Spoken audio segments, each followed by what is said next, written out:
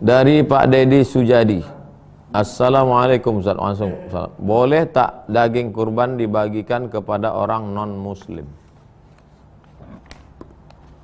Suatu ketika datanglah seorang perempuan namanya Asma binti Abi Bakar. Dia pindah dari kota Makkah ke kota Madinah Al-Munawwarah. Emaknya tinggal di Madinah, emaknya tinggal di Makkah karena tak Islam. Emaknya musyrik, non-muslim, beda agama.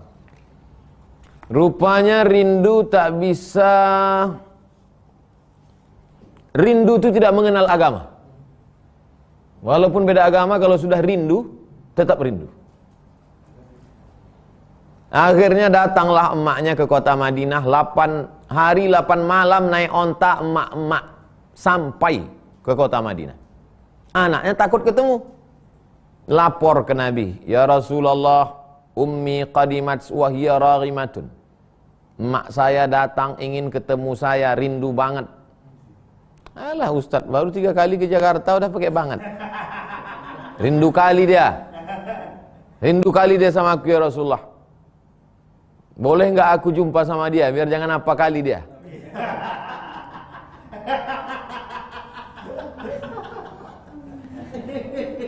Apa kata Nabi?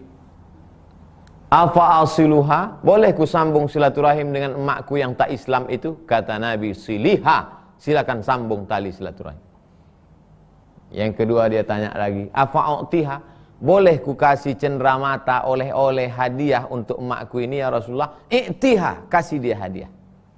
Sekarang saya nanya ke Pak Dedi Sujadi, berdasarkan riwayat ini, bolehkah memberi hewan kurban pada non-muslim? Saya yakin Pak Dedi Sujadi sudah bisa menjawab. Saya tidak menjawab pertanyaan, tapi saya mengajar jamaah untuk bisa menjawab pertanyaan. Sehingga nanti ketika jamaah ditanya, boleh enggak daging hewan kurban ini kita berikan kepada non-muslim? Boleh. Dalilnya apa? Karena Nabi mengizinkan Asma memberikan hadiah kepada emaknya yang non-muslim. Tapi syaratnya yang diberikan itu adalah kurban sunat. Karena hadiah itu sunat. Adapun zakat nggak boleh, karena zakat mesti kepada sesama muslim. Kurban wajib juga tak boleh. Aku bernazar, ya Allah, kalau luluslah anakku ini, maka aku berkurban. Itu tak boleh, karena itu kurban wajib. Kurban sunat boleh. Silakan. Tapi tentu sesuaikanlah. Kalau di komplek itu non muslimnya 10, Islamnya 50, ya dapatlah semua. Yang pula jamaah yang sembahyang tak dapat, aku sembahyang kemudian tak dapat, dia tak sembahyang tak dapat. Kalau gitu aku tak sembahyang lah, kata jamaah pula. Pokoknya teknisnya terserah, yang jelas hukumnya boleh. Selanjutnya Bapak Mahfud Yoza, Ustadz, sahkah seorang suami menceraikan istrinya melalui handphone dan menjatuhkan talak 3? Ad-dalilu idza ihtamala saqatal istidlal. Kalau dalil itu mengandung maybe, ihtimal, maka tak bisa jadi dalil, tespek. Wal mutallaqatu yatarabbasna bi anfusihinna salasata quru. Kalau ada perempuan dicerai suaminya, dia baru boleh nikah lagi setelah 3 bulan. Kenapa sih nunggu 3 bulan? Supaya ketahuan perutnya kosong. Kalau kosong, silakan nikah. Walladzina yatawaffawna minkum yadharuna azwajan yatarabbasna bi anfusihinna arba'ata asyhurin wa asyra. Perempuan yang suaminya meninggal dunia, maka tunggu 4 bulan 10 hari. Setelah 4 bulan 10 hari, ternyata tak ada apa-apa, datang orang meminang, nikah. Nah sekarang kan sudah ada tespek. Maaf cakap, kencengi, tertulis itu, positif, negatif. Kenapa tak dibuang saja 4 bulan 10 hari ini? Karena alat itu mengandung ihtimal, maybe yes, maybe no. Coba kalau ada orang yang berani mengatakan pakai tes pack, begitu ditengok negatif, nikah. Setelah nikah dicek, loh ini hamilnya udah 9 minggu, nikah baru 2 minggu. Dek, ini kata dokter udah 9 minggu, kita kan baru nikah 2 minggu. Ya bang, kemarin waktu abang ngobrol itu lewat ngobrol bisa juga. Mana pula bisa? Bukan dia Bluetooth.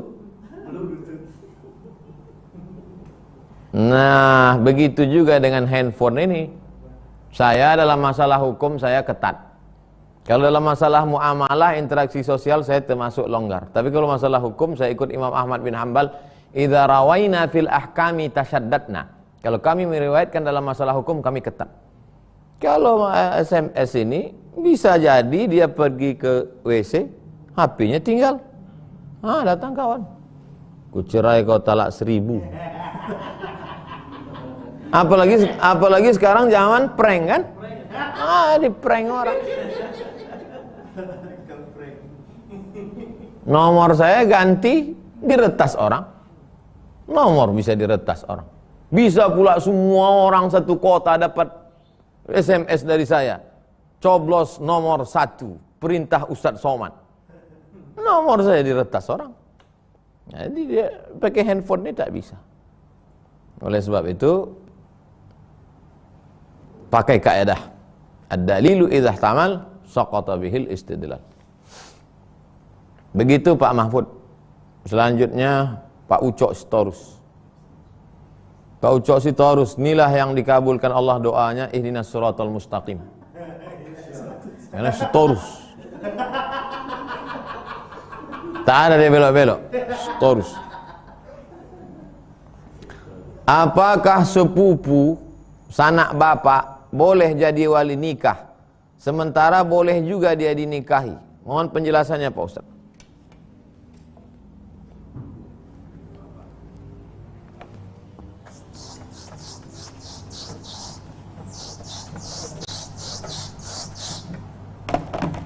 Pak Ucok punya anak namanya Butet.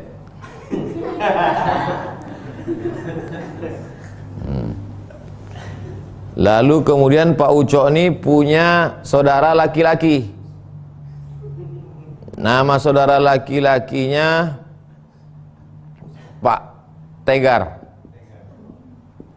Pak Tegar ini punya anak laki-laki. Punya anak laki-laki namanya si Menek. Si Menek. Menek itu artinya Sony. Ketek. Si Menek. Dah. Itulah yang dimaksud Pak Ucok tadi sanak bapak. Maksud sanak bapak itu bapaknya adik-beradik. Bapak si Butet dengan bapak si Menek adik-beradik. Kalau orang Melayu menyebutnya saudara sewali. Kenapa disebut saudara sewali?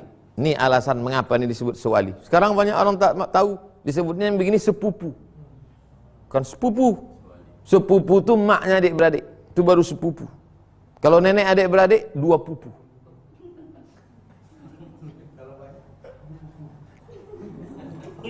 Si Butet nih, walinya siapa? Wali pertama si Butet, Pak Ucok Sitorus. Wali kedua si Butet siapa? Opung Sitorus. Opung ayah Pak Ucok. Wali keduanya siapa? Anak Pak Ucok yang laki-laki. Siapa namanya? Si Godang.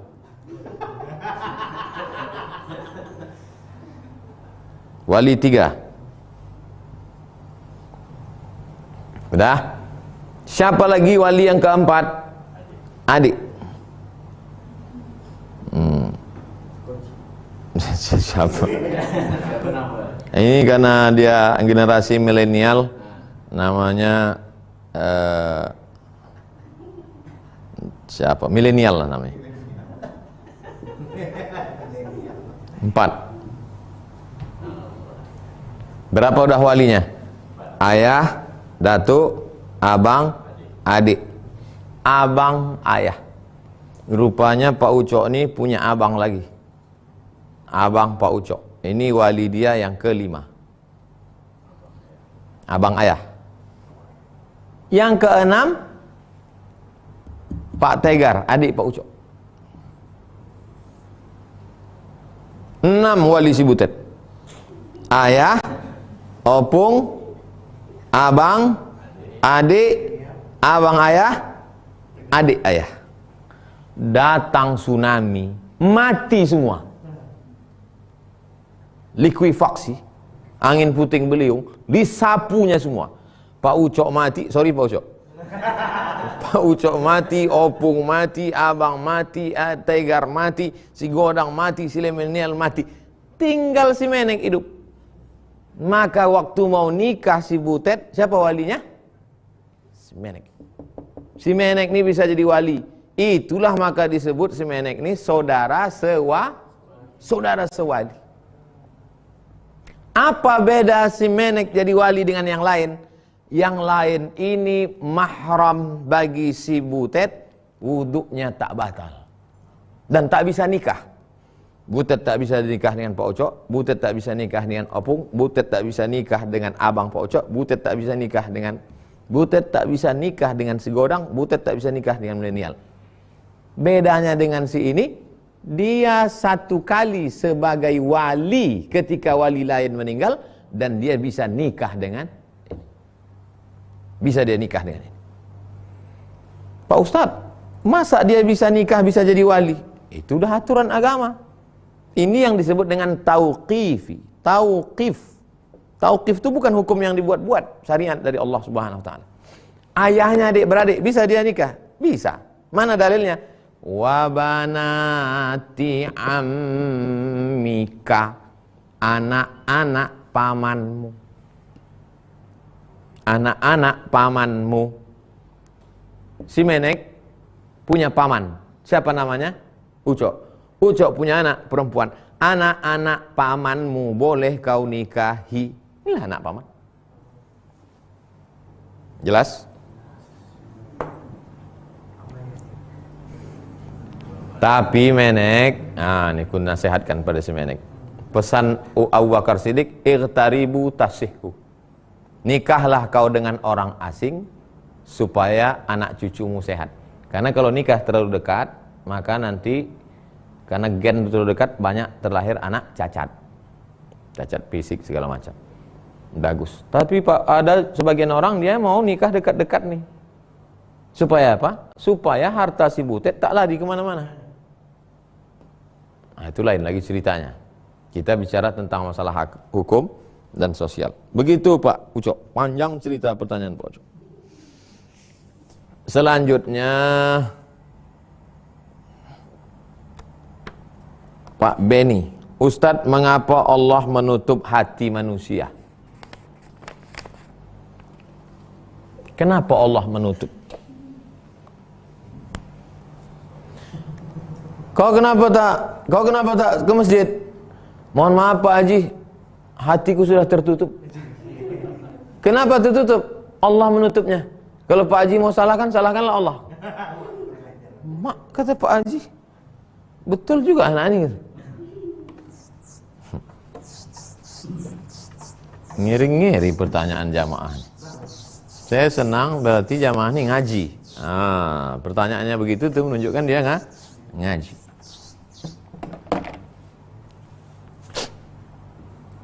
Taba'allahu ala qalbih.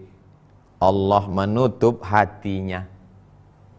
Hadisnya jangan dipotong.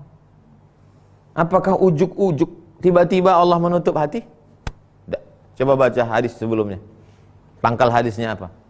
Man tarakal jumu'ata salasa marratin tahawunan. Siapa yang meninggalkan sholat Jumat 3 kali berturut-turut karena sepele. Kok kemarin tinggalkan sholat Jumat 3 kali? Iya, bukan karena tahunan. Tapi apa? Karena COVID-19. Siapa yang meninggalkan sholat Jumat 3 kali berturut-turut, Allah mengunci pintu hatinya. Maka Kenapa Allah mengunci pintu hati? Karena Allah menghukum. Allah mengunci pintu hati itu maksudnya adalah hukuman. Kalau takut hukuman, jangan tinggalkan ibadah. Khatamallahu ala qulubihim wa ala sam'ihim wa ala absarihim ghishawah. Jangan dipotong ayatnya. Coba tengok. Alif lam mim dzalikal kitabu la raiba fihi hudal lil muttaqin alladzina yu'minuna bil ghaibi wa yuqimuna shalah wa mimma razaqnahum yunfiqun walladzina yu'minuna bima unzila ilaika wa ma unzila min qablika bil akhirati hum yuqinun ulaika ala hudan min rabbihim wa ulaika humul muflihun innal ladzina kafaru sawa'un 'alaihim a anzartahum am lam tunzirhum la yu'minun. Baru khatamah.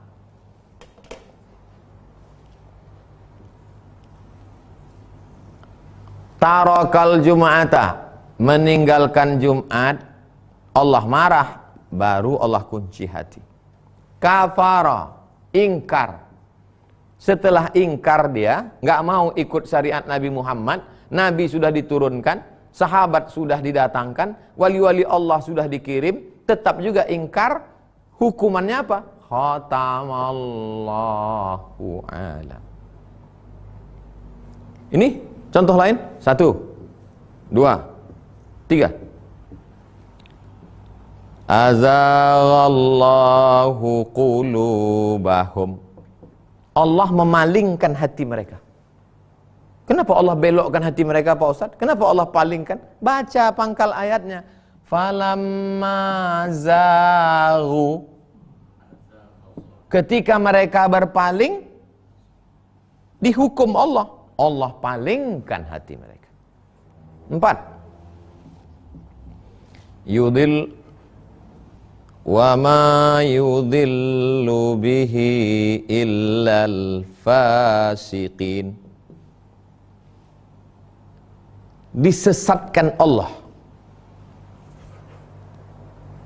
dikunci, distempel, dipalingkan, disesatkan.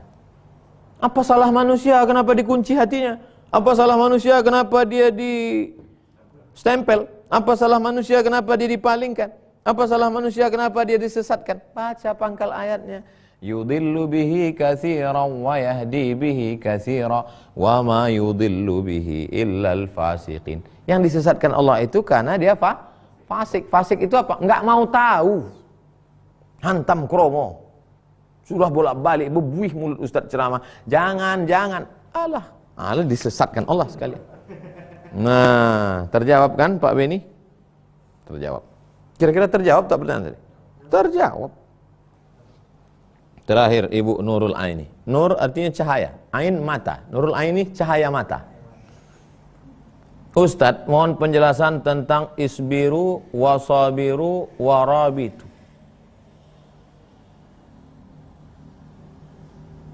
Isbiru, wasabiru, warabitu.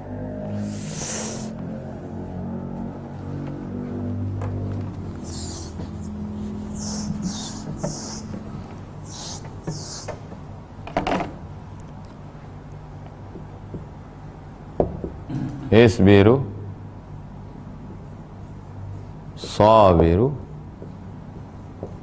rabitu. Pertama, sabar diri sendiri, self control, sabarkan diri sendiri, tahan emosi, latihan puasa Ramadan, puasa Senin Kamis, puasa Ayyamul Bait, puasa Nabi Daud. Diri sendiri, tahan marah, tahan emosi, diri sendiri. Setelah diri sendiri, wasabiru, orang lain. Ya ayyuhalladzina amanu, qu anfusakum, dirimu dulu, wa ahlikum, orang sekitar. Wa anzir ashiratakal aqrabin. Nabi itu untuk diri sendiri 40 tahun. Setelah itu bertahan di Gua Hira, baru disuruh untuk baru orang lain.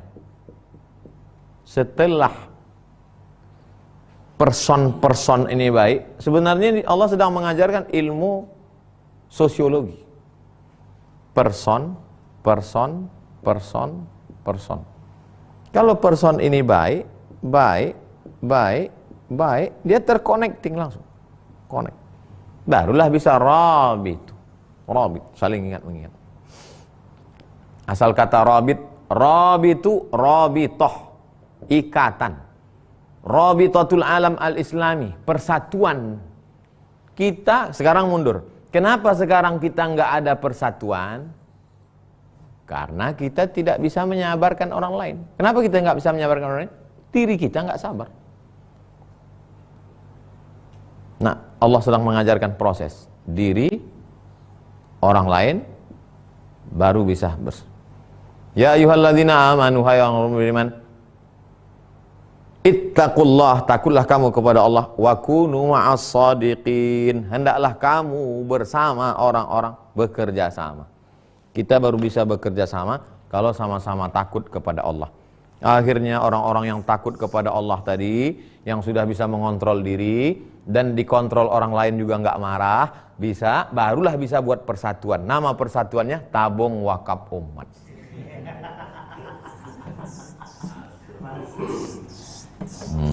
35 orang. Ya, di situ simpang. Akhirnya barulah kita. Ya ayyuhalladzina amanu taqullaha haqqa tuqatih wa la tamutunna illa wa antum muslimun. Diri. Setelah diri, wa'tasimu bihablillahi jami'an wa la tafarraqu. Setelah diri baru bisa bersama-sama. Setelah bersama-sama baru wal takum minkum ummatu yad'una ilal khair ya'muruna bil ma'ruf wa yanhauna 'anil munkar. Amar ma'ruf, nahi munkar. Sekarang mundur. Kenapa enggak ada amar ma'ruf nahi munkar? Karena orang enggak bisa buat persatuan. Kenapa enggak ada persatuan? Person-personnya. Maka perbaiki person. Tabung wakaf umat baru bisa terwujud setelah mengenal person pribadi-pribadi itu. Berapa lama? 12 tahun. Kenal, masuk hutan, naik perahu, sama-sama susah. Sudah kenal betul. Banyak kawan tertawa. Ini teman-teman bersusah ini kenal sebaik-baiknya. Barulah bisa. Jenis manusia ini, lama hidup banyak dirasa, jauh berjalan banyak ditengok, lama berkawan, banyak teman, macam-macam model teman. Tipe model yang pertama Al-Baqarah. Tipe yang kedua adalah An-Namirah. Tipe yang ketiga adalah Al-Kilab. Al-Baqarah, lembu. Ada kawan nih model lembu. Lembu nih semarah apapun dia tidak akan pernah menggigit. Paling-paling menanduk. Ada model kawan nih lembu. Semarah apapun dia, sesakit apapun dia kita buat, dia tak akan pernah menggigit kita. Paling-paling menanduk aja. Itu pun dah marah sekali. Ini model Al-Baqarah. Tipe yang kedua, harimau. Kita bisa berkawan sama harimau kalau sama-sama kenyang. Bisa kita berkawan. Kenyang dia, bisa berkawan. Tapi kalau pas lapar, jangan. Habis kita. Habis kita. Tipe yang ketiga nih. Mau kenyang, mau lapar, menggonggong terus. Anjing. In tahmil alaihi yalhas atau tatrukhu yalhas. Mau kau usir, dia tetap menjulurkan lidahnya. Mau kau diam pun tetap dia menjulurkan lidah. Mau kenyang pun dia menggonggong, lapar pun menggonggong juga. Nah ini.